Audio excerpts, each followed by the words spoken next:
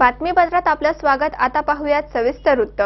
पुणे नगर जिल्ह्याच्या सरहद्दीवरील आळेखिंड परिसरात आळेफाटा पोलिसांनी सापळा रचून बिबट्याची कातडी तस्करी करणारी टोळी पकडली आहे। मात्र झटापटी दरम्यान पोलिसांच्या हातात एकच आरोपी लागलाय।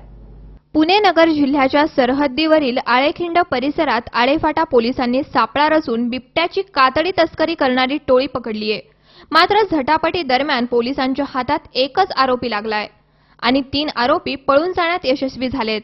या तस्करीमागे मोठे रॅकेट असल्याची शक्यता वर्तवली जातेय। आळेफाटा पोलिसांना खबऱ्यामार्फत माहिती समजली होती, त्यानुसार पोलिसांनी सापळा रचून घटनास्थळी जाऊन शोध घेतला।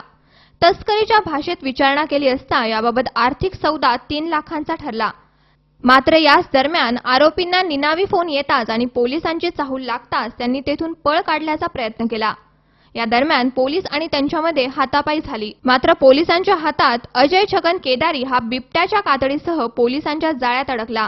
मात्र यामधील 3 आरोपी पळून जाण्यात यशस्वी झालेत। या कातड्यांची अंदाजे किंमत 15 लाखांच्या आसपास असल्याची माहिती समोर येतेय।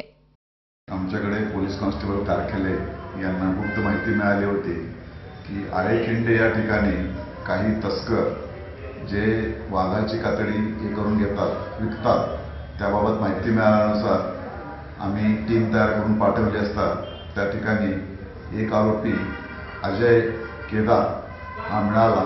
त्यास पकडला असता त्याच्याकडे एक बिबट्याची कातडी आहे।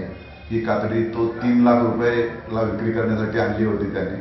त्याच्याबरोबरचे 3 इसम होते ते जंगलाचा फायदा घेऊन पळून गेलेले आहेत।